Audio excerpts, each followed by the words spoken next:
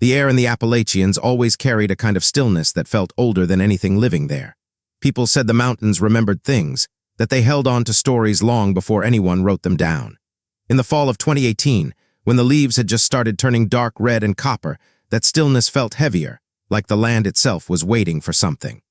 The cave sat about 2 miles off an old service road that most locals didn't even use anymore. It had no name on any map, just a narrow opening in a limestone ridge that looked harmless from the outside. Anyone walking by would think it was just another part of the mountain, a crack in the rock, a place that small animals might hide in. But people who lived nearby didn't go near it, not because of anything they could explain, just a feeling passed down over time, a warning wrapped in silence. The scientist who eventually walked into that cave wasn't someone who scared easily. He'd spent years studying underground formations, air pockets, strange mineral growths, things that would bore most people to death. He wasn't the kind of man who believed in old stories or warnings whispered by families who lived in the same cabins for generations. He trusted numbers, measurements, and samples. He trusted what he could see and touch. But even he felt something strange the first time he stood near the cave entrance. It was cold, colder than the air outside. Not sharp cold, but deep, like a breath coming from somewhere far below. Still, he didn't say anything. He was here for work, not superstition. He wasn't alone in the area that day. A park ranger had been assigned to guide him along the mountain trails, someone who knew the land better than any map could show. The ranger moved with the kind of quiet ease that comes from growing up in places where you learn to read the woods like a second language. He didn't say much on the walk, but every now and then he glanced at the cave with a kind of tightness in his eyes, like he hoped the scientist wouldn't ask to go inside. He was younger than people expected for someone in his job, mid-30s, steady posture, the kind of calm that made most people trust him without thinking. But even calm people have their limits, and the cave drew something out of him that he tried to hide. Further down the trail lived a woman in a weathered cabin not far from the ridge. She wasn't part of the day's plans, but she had seen the scientist's truck drive in that morning. She often kept to herself, rarely speaking to outsiders unless she had to. She'd lost her husband years earlier, and living alone made her protective of the land she knew so well. She had no official authority, but she felt responsible for warning anyone who came too close to the wrong places.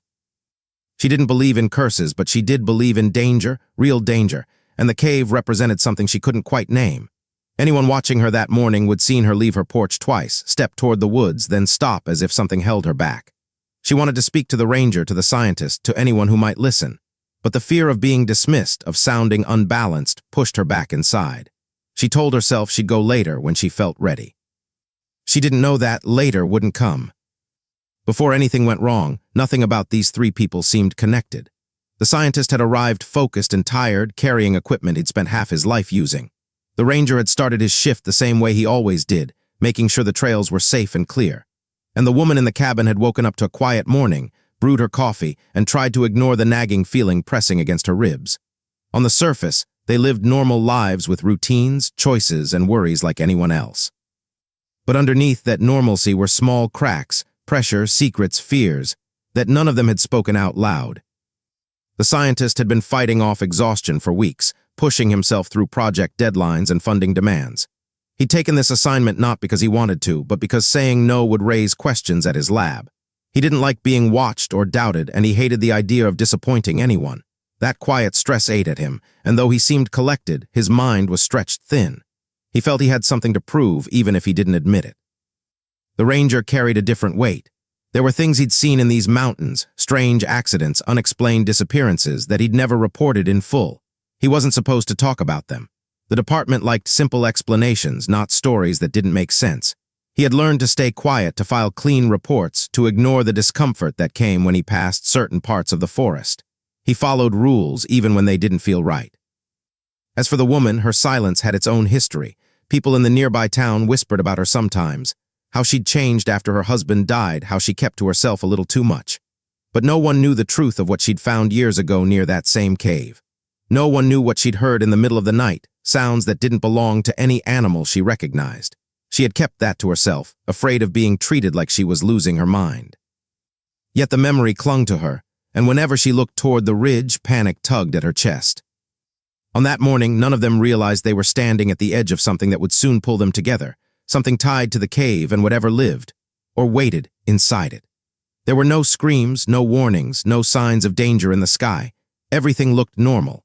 But the land held its breath as the scientist stepped closer to the opening, unaware that he was walking toward a discovery that would shatter that fragile sense of normal forever. The kind of discovery that didn't just change careers or research papers, but lives, and not always in ways people could survive. The first sign that something was shifting came the moment the scientist stepped deeper into the cave. The ranger stayed close behind, holding a flashlight that cut through the thick darkness. The light hit the damp walls, revealing long mineral streaks that looked like veins running through stone. The air felt heavier, almost wet, and it pressed against their skin. The scientist didn't say a word at first, but the ranger could see the way his shoulders tensed. He wasn't used to feeling unsure, but something inside the cave unsettled him in a way he didn't want to admit. They had barely been inside for 10 minutes when the ranger noticed small details that didn't line up with any cave he'd seen before. The patterns on the walls looked like they'd been carved, not formed naturally. Thin, straight lines, too straight for nature, ran across the rock, then vanished into cracks. The ranger slowed down, and the scientist noticed his hesitation. "You okay back there?" the scientist asked without turning around. "Yeah," the ranger said, though the word barely made it out. "Just feels strange in here." The scientist smirked, though he didn't feel amused. Caves don't feel anything, they're just rock and air. But the scientist didn't believe his own words. He'd been inside caves all over the country, and none of them felt like this. He could hear something faint, like a drip, but too steady. A rhythm. He told himself it was just water hitting a stalagmite, but the sound made the hairs on his arms rise. Outside, the woman from the cabin had finally forced herself onto the trail. She walked fast, clutching a worn jacket tight around her. She kept replaying the morning in her mind, the sight of the truck, the look of the man standing near the cave. Something about him had bothered her, not because he looked dangerous, but because he looked too sure of himself, too unaware of what the mountain held. She had planned to meet them halfway, but by the time she reached the ridge, they were already gone inside. She stood at the entrance, staring into the black. The cold breathed out toward her again, and she felt that same old panic claw up her throat. Her hand shook as she reached for the rock, but she didn't go in. She couldn't. Not again. Still, she didn't leave. She stayed at the entrance, packing, trying to decide whether to go back home or wait for them to return. The longer she waited, the more her worry turned into something else. Frustration, anger at herself for staying silent for so many years, anger at the world for not believing people like her. She kept imagining the ranger and the scientist wandering deeper, ignoring all the signs, walking straight into the same nightmare she had once faced. Inside, the hours dragged on. They went deeper than either of them expected. The scientist found several unusual formations, sharp columns growing at unnatural angles, thin sheets of mineral that looked almost like melted glass. He grew excited, energized in a way the ranger hadn't seen before. His breathing quickened. His hands shook as he examined the rock, scraping samples, taking measurements he didn't fully understand yet. But with every step deeper, his excitement mixed with something darker, a kind of obsession. Something about the cave pulled him forward. He felt as if he was on the edge of discovering something important, something that would change how people looked at him, how his colleagues judged him. He felt the pressure of his struggling finances, the job he feared losing, and the steady decline of his reputation in the academic world. This cave could save him. He felt that with a kind of desperate certainty. The ranger didn't share that feeling. The deeper they went, the more the unease clawed at him. His flashlight flickered once, then again. He hit the side of it with his hand, but the light dimmed anyway. Batteries shouldn't die that fast. The air grew colder, but his skin felt hot, like he was trapped in something that didn't want him there. "Maybe we should turn back," the ranger said finally, his voice tight. The scientist ignored him. "Do you see these lines? These markings? This isn't just geology. This could mean human activity in a place where none should exist. This could be." He stopped when he noticed the mark carved low on the wall. It was shaped like a circle with a jagged line running down the center, like something had split it apart. He crouched down with shaking hands, touching the symbol. The ranger stepped forward quickly. "Don't touch that. It's just a carving." "It's not just anything," the ranger said, his voice sharper than before. "That wasn't made recently." The scientist looked up at him. So nothing about this is normal." The ranger didn't explain further. He didn't want to discuss the stories he'd heard as a kid, stories of people who carved warnings before disappearing. Stories of strange lights deep underground. Stories of screams echoing through the mountains at night. He didn't believe in all of them, but he believed in enough to feel danger when it was close. The scientist stood again, brushing dust from his hands. But the more he looked at the symbol, the more it pulled at him. His heartbeat sped up, pounding in his ears. Something tightened inside him, a hunger to understand, to claim whatever the cave was hiding. He felt a sharp twist of frustration toward the ranger who kept trying to slow him down, kept pushing him back with excuses and fears. The scientist needed to keep going. He needed this discovery. "What exactly are you afraid of?" the scientist asked, stepping closer to the ranger. The ranger didn't answer at first. There was too much he wanted to say, but none of it felt right. Finally, he said, "I'm afraid you're not listening." The scientist scoffed. "Listening to what? Mountain legends? Old stories about curses? You're supposed to help me, not hold me back." The ranger's jaw tightened. He stepped forward close enough that their flashlights crossed beams. "I'm supposed to keep you safe. That's my job." "What if I don't need you to keep me safe?" The question wasn't a question. It was a challenge, a shove. The ranger felt something shift between them, trust bending into anger, respect turning into resentment. They stared at each other a moment too long, both breathing harder than before. Then the faint rhythm they had heard earlier grew louder. It wasn't dripping water. It was too steady, too slow, too hollow. A sound like something tapping deep underground, echoing off the stone. The ranger turned his head sharply. "We're leaving now." The scientist shook his head. "No." "Yes," the ranger said firmly. "Something's down there. That's why we can't leave." Their voices rose, louder than they meant them to be. Anger spiked between them, raw and reckless. The scientist blamed the ranger for slowing him down, for treating him like a child who didn't know danger. The ranger blamed the scientist for ignoring every warning, every instinct, every sign that the cave was wrong. All the while, the tapping continued. Outside, the woman paced at the entrance until she felt sick. She heard her own heart beating, echoing louder than the wind. She imagined the men shouting inside, imagined them walking toward the same place she had once walked, down a narrow drop, past the markings, into a chamber she had tried to forget. She sank to her knees, gripping the dirt. The memory hit her like a wave, standing in that same chamber years ago, holding a lantern, calling her husband's name, hearing the tapping start behind her. That was the last time she saw him alive. She had never told anyone what she saw when she ran out. Not because she didn't want to, but because she knew no one would believe her.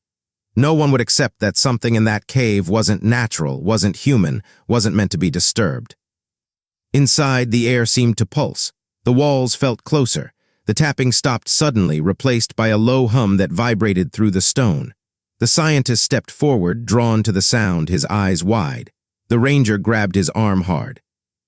"It's time to go," the ranger said again, but the fear in his voice wasn't anger anymore. It was pure panic. The scientist jerked his arm free, the frustration snapping into something sharper. "I'm not leaving, not when I'm this close." "You don't understand." "No, you don't understand how much I've lost, how much I need this." The ranger stared at him, stunned. Behind the anger in the scientist's voice was something else. Desperation, loneliness, the crushing fear of failure. He wasn't just chasing discovery. He was running from everything outside the cave that felt like it was falling apart. The ranger softened for a moment. "Listen to yourself, this isn't you." The scientist's expression tightened. "Maybe you don't know me as well as you think." Before the ranger could speak again, the ground beneath them shifted. A faint tremor rippled through the floor. Dust rained from the ceiling. The humming grew louder, pulsing through their bones. The cave was waking up. The ranger grabbed the scientist's arm again. "Move." But the scientist didn't move. He stared into the darkness ahead, breathing fast, feeling something inside him pull toward the sound like a hook lodged deep in his ribs. He felt dizzy with curiosity and fear, and something he didn't want to name. His logic slipped, replaced by an overwhelming need to see what waited beneath the next drop. The ranger shouted his name. The woman outside felt the mountain tremble beneath her feet. She stood quickly, fear shooting through her like lightning. She called out into the darkness, begging whoever was inside to come out. Her voice cracked, tears threatening to choke her. But deep inside the cave, the two men couldn't hear anything except the hum. They were no longer thinking clearly. Everything between them, anger, resentment, fear, boiled over. The ranger tried to pull him back again, and this time the scientist shoved him hard. The shove wasn't meant to hurt him, but the cave floor was uneven. The ranger stumbled, hitting his shoulder against the wall, pain shooting down his arm. "What is wrong with you?" the ranger yelled. The scientist's hands shook, his breath came fast. "Why won't you just let me finish this?" "Because something is wrong in here, and you know it." The scientist felt the words hit him harder than they should have. Something in his chest twisted. He felt trapped, not by the cave, but by the ranger's insistence, the way everyone in his life always tried to hold him back. He felt the weight of years of failure pressing on him all at once, and the cave felt like the only place he had left to prove anything. The tension between them rose like a storm ready to break. Outside, the woman took a deep breath and finally stepped inside the cave. She had avoided it for so long, but she couldn't stand the thought of history repeating itself. She walked slowly, her heart pounding, her hands gripping the rough walls. She whispered her husband's name without meaning to, the memory sliding through her mind like a cold breeze. The deeper she went, the more she could hear their voices echoing faintly. She heard the anger in them, the fear under the anger. She hurried forward despite the shaking in her legs. Back inside, the ranger tried one last time. "Please, let's get out of here. Nothing you're looking for is worth this." The scientist stared at him, and something in his eyes changed. A look the ranger had never seen before, dark, unfocused, almost hollow. "You don't get to decide what's worth it," the scientist whispered. The ranger stepped forward, grabbing his arm. "I'm not leaving without you." The scientist pulled back again, harder this time. Their flashlights spun across the walls, shadows twisting in strange shapes. The hum shook the floor. Then came the moment that would shift everything. The moment where desperation, fear, anger, and obsession collided. And the cave held its breath, waiting for the breaking point. The deeper the two men stood inside the cave, the more it felt as if the air itself was closing in. The humming coming from the chamber ahead had settled into a low, steady vibration that crawled through their bones. Dust drifted from the ceiling in thin lines, catching the shaky beams of their flashlights. The walls seemed to pulse with the sound, expanding and shrinking like the cave had lungs of its own. Neither of them spoke. Every word they'd thrown at each other earlier had left something cracked between them, something sharp that both were trying and failing to ignore. The scientist took another step toward the drop ahead. His foot slid slightly on loose gravel, sending a soft, skittering sound across the ground. It echoed through the cavern, stretched and warped by the darkness. His breath fogged in front of him, even though he felt heat rising under his skin. His mind ran faster than his heartbeat, flashes of everything he'd risked, everything he'd lost, everyone who doubted him. This discovery felt like the only way out of his own collapse, the one thing that might put his life back on track. He didn't just want this, he needed it. The ranger watched him with a growing sense of dread. The flashlight in his hand dimmed again, flickering in nervous bursts. He knew they had gone too far. He felt it in the way the air pressed against his chest, in the trembling under his boots, in the way the scientist's eyes no longer looked like the eyes of a man fully present. Something had taken hold of him, fear, obsession, desperation. Maybe all three. "Stop walking," the ranger said, voice hoarse. "Don't go any closer." The scientist didn't respond. He reached the edge of the drop, crouched down, and pointed his light into the dark abyss below. He could see nothing but black, thick, endless black, swallowing the beam instantly. "There's something down there," he whispered, eyes wide. "Yes," the ranger said, "and we're not supposed to see it." The scientist turned back, frustration twisting through his face. "You don't understand. This could be the biggest discovery of my career, maybe anyone's career." "It won't matter if you don't make it out," the ranger shot back. "Look around you, nothing about this place wants us here." The scientist shook his head, refusing to pull away from the drop. "You think I care about warnings? About what some locals whispered years ago? I've got nothing left. If I walk away now, my work dies. My reputation is already hanging by a thread. I need something real, something big." The ranger stepped forward slowly, hands out. "You're not thinking clearly. Something is messing with your head." "Stop treating me like I'm weak," the scientist snapped, rising quickly. The sudden movement caused a small slide of gravel to tumble over the edge, clattering into the unseen depths. The sound traveled down for far too long before disappearing. The ranger felt his heart hammer against his ribs. He reached out and grabbed the scientist's jacket sleeve. "Back up, please." The scientist yanked his arm away violently. "Let go of me." The ranger reached again, this time grabbing his wrist. "If you fall, I can't pull you out. Don't do this." The scientist's face twisted in panic and rage. He shoved the ranger hard with both hands. The shove wasn't meant to kill. It wasn't even meant to hurt. It was a desperate reaction, a man trying to break free from someone he felt was trapping him. But the ground wasn't solid. Gravel rolled under their boots. The ranger stumbled backward, feet sliding toward the edge. He gasped, arms flailing, trying to catch his balance. His flashlight dropped from his hand and clattered across the floor, spinning wildly, flashing beams across the cave like frantic signals. "No, wait," the scientist cried, realizing too late what he had done. The ranger's heel slipped over the edge. His body tilted, falling backward into the darkness. But at the last possible moment, his hand shot out and caught the lip of the ledge. His fingers clung to the rock, the rest of his body hanging in empty space. The scientist froze. The ranger's breath came in sharp, broken bursts. "Help me," he gasped, voice cracking. "Please help." The scientist dropped to his knees, panic tearing through him. He reached for the ranger's arm, grabbing his wrist with shaking hands. Their flashlights flickered again, casting weak light over the jagged stone. "I've got you," the scientist said, voice trembling. "Hold on." The ranger tried. His fingers dug into the rock, knuckles white, but the ledge was crumbling under his weight. Small pieces of stone broke off and fell into the dark. He felt his grip slipping. "Pull me up," he begged, terror filling his voice. "Please don't let go." The scientist tried to pull him, but the angle was wrong, his footing unstable. His boots slid forward on loose gravel. He leaned back, pulling as hard as he could, teeth gritted, arms shaking with effort. But fear flooded his mind, fear not only of losing the ranger, but of what would happen next. Fear of blame, fear of prison, fear of losing everything he had already fought so hard to keep. Images flashed through his mind, his ruined career, the headlines, the trial, the judgment in people's eyes.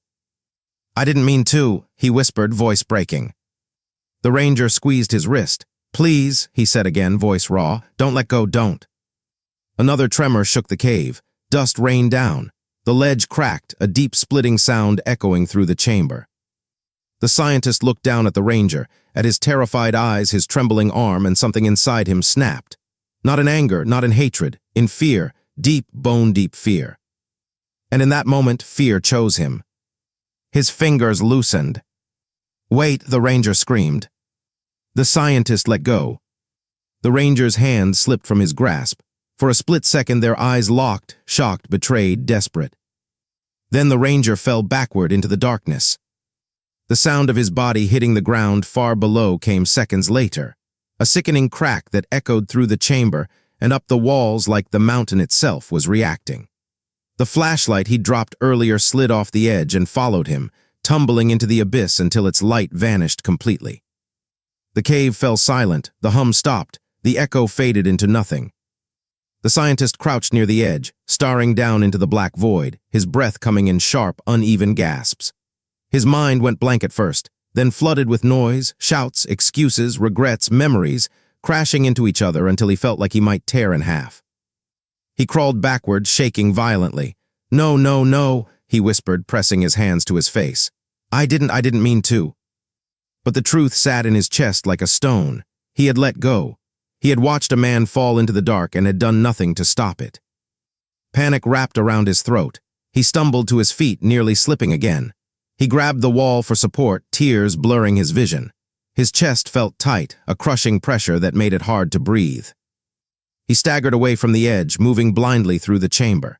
His flashlight flickered, almost dead now, throwing dim patches of light ahead of him. The cave felt different, heavier, colder.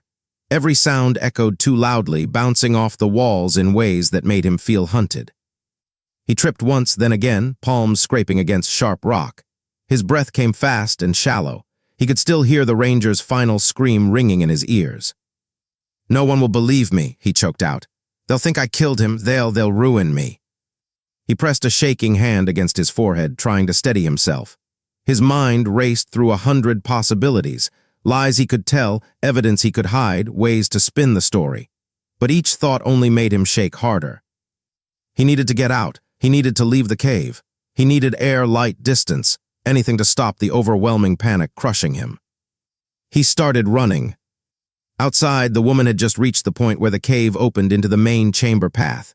She heard something, footsteps, frantic and uneven, echoing from deeper inside. She froze, pressing herself against the wall, heart pounding. Then she heard a sound she would never forget. A man's scream, sharp and short, cut off too suddenly. Her breath caught in her throat. "What did you do?" she whispered into the dark, though she wasn't sure who she was talking to. Moments later, the scientist burst into the narrow tunnel, stumbling, gasping, eyes wild with terror. He didn't see her at first. He kept moving, hands shaking so badly he dropped his flashlight. It clattered on the stone but stayed on, rolling in small circles. The woman stepped forward slowly. "Where is he?" she asked quietly. The scientist froze. His whole body trembled. He looked at her as if she were a ghost. Aye, his throat tightened. Words refused to come. She stared at him, horror creeping across her face. She knew she didn't need a confession. She could read the truth in his eyes. "You left him down there?" she whispered. The scientist backed away, shaking. "It was an accident. I tried to hold him. It wasn't my fault. The ground things moved. He slipped." She stepped toward him. "Don't lie to me." "I didn't mean to," he said, voice cracking. "I swear I didn't mean to." The cave rumbled again, a low vibration rolling through the stone. Pebbles rained from the ceiling. The woman grabbed the wall to keep her balance.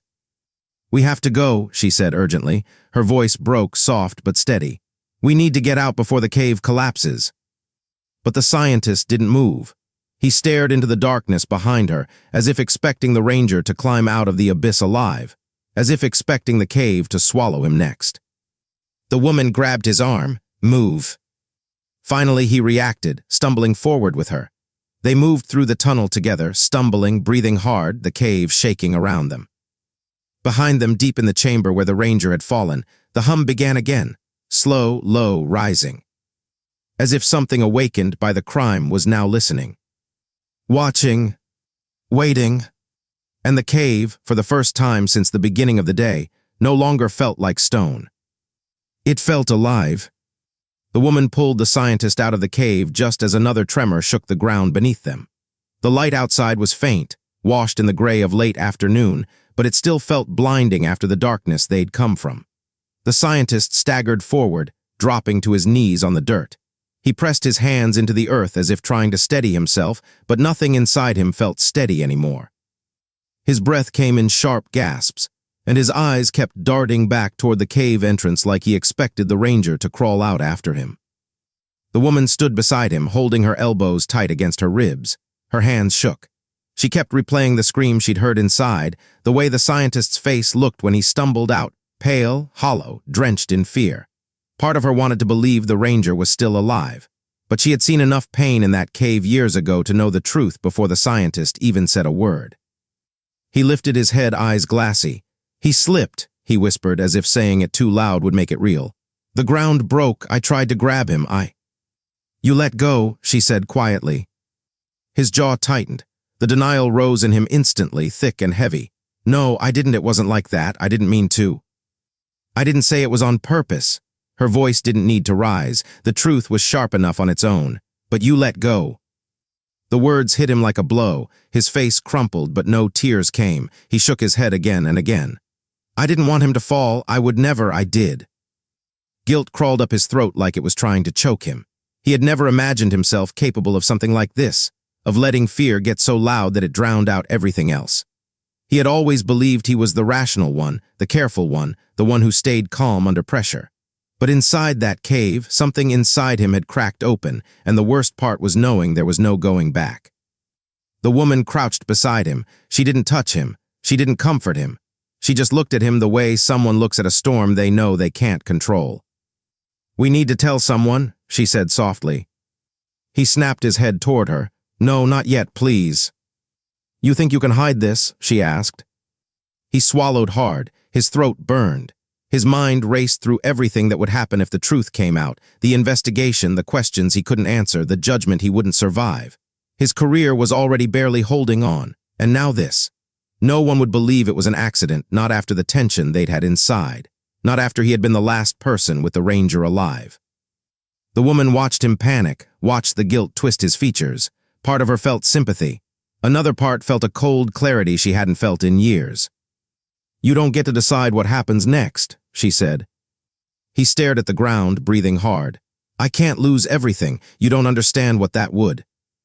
"His family," she said, cutting him off. "Think about them. Think about the people waiting for him to come home tonight. Think about the people who trust him." Her words settled heavily between them. She helped him stand.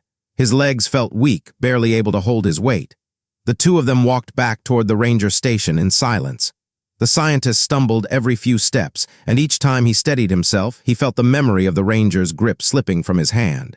It replayed over and over, sharper each time, until his stomach twisted. By the time they reached the station, night had settled fully over the woods. The woman placed a hand on the doorframe to steady herself before going inside.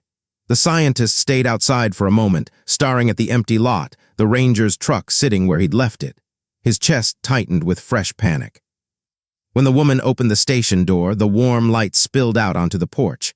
A few other rangers were inside, talking quietly across the room. When they saw her, their faces lit up with relief. They knew her from years ago, from her husband's disappearance. They'd always hoped she would come back with answers. "What brings you by?" one of them asked kindly. The woman's lips parted, but her voice failed. Tears filled her eyes before she even realized she was crying. "He's gone," she said, barely audible. "He fell." At first, they didn't understand, but then they saw the scientist behind her, pale and shaking, his clothes covered in cave dust. One of the younger rangers stepped forward. "Where is he?" The scientist's jaw worked, but he couldn't speak. His throat felt locked shut. The woman answered instead. "In the main chamber," she said quietly, "far down." Everything changed in seconds. Radios clicked on. Boots hit the floor. Someone grabbed ropes and emergency gear. Someone else dialed search and rescue. The room shifted from calm to chaos, but the scientist stood frozen in the doorway, unable to move. Two rangers rushed past him, heading for the trail. One paused for a moment, turning back to lock at him. "How did it happen?" he asked. The scientist's mouth opened. A lie pushed itself to the edge of his tongue. The ground broke. He slipped. "I tried." But the words tangled and collapsed inside him. I don't know," he whispered. "It happened fast." The ranger stared at him for a long moment. There was no judgment in his eyes yet, only worry, confusion, and the hope that maybe the ranger below was still alive. But the scientist knew better. Hours passed. The woman sat in a corner, hands clasped tightly in her lap, eyes red but focused. She felt a heaviness inside her, a quiet grief, not only for the ranger, but for the way her past had crawled out of the cave the moment she stepped inside it again. Memories she'd buried years ago rose like ghosts around her. She remembered the search teams looking for her husband. She remembered the questions, the doubts, the whispers. Back then, she had been the one who came out shaking and alone. Now she was watching the same story unfold again. But this time, there was someone alive who knew the truth. The scientist paced the floor, unable to sit still. His hands shook. His mind reeled. Every time a radio crackled, he jumped. Every time someone looked at him for too long, he felt exposed. He replayed the moment of the fall again and again until he wanted to scream. Around midnight, the rescue team returned, faces grim. They didn't have to say the words out loud. The room felt them before they were spoken. The ranger was gone. The news hit like a heavy stone dropped in still water. Shock rippled through the room. One of the older rangers sat down hard, covering his face. Another punched the doorframe in frustration. Someone whispered the ranger's name over and over, like saying it enough times would make him walk back through the door. The scientist stood near the wall, feeling smaller and smaller as the grief spread through the room. He knew he should speak up. He should tell them exactly what had happened. But the fear inside him was louder than everything else. One of the ranger's closest friends stepped toward him. "You were with him," he said. "What really happened down there?" The scientist's chest tightened so hard he thought he might pass out. His voice broke when he answered. He slipped," the scientist whispered. "I tried to grab him." The friend stared at him, reading every crack in his expression, every tremor in his voice. The scientist felt exposed under that gaze, like the truth was dripping off him, no matter how hard he tried to hold it in. But grief clouds judgment, pain blurs details, and right now the room was drowning in both. "He was a good man," the friend said quietly. His voice wavered. "He didn't deserve this." "No one did." The hours stretched on. The woman left quietly, unable to bear the weight of grief mixed with memory. As she walked home, she replayed the moment she saw the scientist's face, how broken he looked, how lost. A part of her wanted to hate him, another part him, but she knew one thing for certain: the truth would surface eventually. The mountain never stayed quiet for long. Meanwhile, word of the ranger's death spread fast across town. People gathered at the diner, whispering in small groups. Some blamed the dangerous cave system. Some blamed the ranger's sense of duty. And a few, quietly but insistently, wondered about the scientist, the outsider unfamiliar with the mountain's warnings. Reporters arrived the next morning. Headlines appeared online within hours. Photos of the ranger flashed on screens across the region. His kindness, his steady nature, his years of service, all held in sharp contrast to the tragic way he was lost. The scientist couldn't escape the coverage. Everywhere he looked, he saw the ranger's face. Every article seemed to tighten a rope around his chest. Each detail felt like a reminder of what he'd done and what he was now desperate to hide. He wanted to believe the lie he'd told. He wanted to believe he wasn't at fault, that the cave was to blame, that the ledge was unstable, that anyone would have failed to pull the ranger up. But the truth kept crawling back, unwelcome and relentless. He lay awake for nights, unable to sleep, replaying everything until his mind felt bruised. He saw the ranger's terrified eyes every time he shut his own. He told himself it was an accident. But guilt whispered otherwise. And guilt always waits for its chance to speak louder. The years that followed forced everyone involved to face the truth they had been running from. The trial took months, and every day seemed to peel back another layer of secrets, some darker than anyone expected.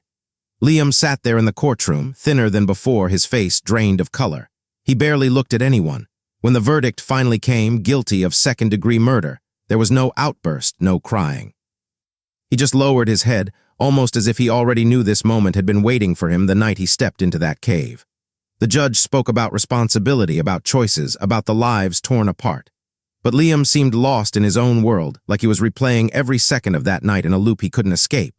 His sentence, 25 years, felt like both a punishment and an escape from the weight inside him. For the end of the trial didn't bring peace. She tried to keep working, tried to be the reliable researcher she'd always been, but she couldn't shake the guilt. She had spent months thinking about the ways she had pushed Liam, the moments she had ignored, the signs she didn't want to see. The public didn't let her forget it either. Some people called her a victim, others said she had manipulated him, and a few online voices went as far as blaming her for everything. She felt trapped between versions of herself she didn't recognize. She moved away from town quietly. People noticed her car disappearing from her driveway one morning and knew she wasn't coming back. Rumor said she went somewhere nobody knew her name, where she could build a life untouched by caves, journals, or the look Liam gave her the day he confessed. Daniel's family never fully recovered. His parents aged faster during the trial, their faces always marked by a mix of heartbreak and confusion. They kept searching for something to blame besides Liam. They blamed the forest, the university, and even the small police department, which they said didn't act fast enough. But mostly, they blamed fate, this invisible force that took their son into a cave for a project he didn't even want to do. They set up a small memorial on the trail leading into the wooded hills. Hikers would sometimes stop and read Daniel's name, feeling a strange heaviness even if they didn't know the story. The community went through its own changes. At first, everyone only talked about the crime, the cave, the journals, the argument, the blood on the rocks. But as time passed, the conversations turned into quiet warnings. Parents told their kids to stay away from the caves. Teachers mentioned the story in hushed tones when students talked about taking risks for fun.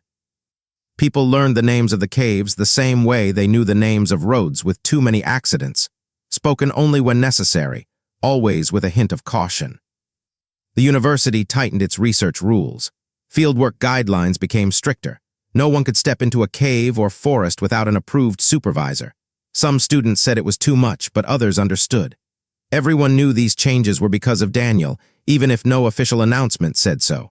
Every new rule was a reminder that someone had died and someone else had lost the rest of his life. Looking back, it was clear how the story had been building long before the night of the crime.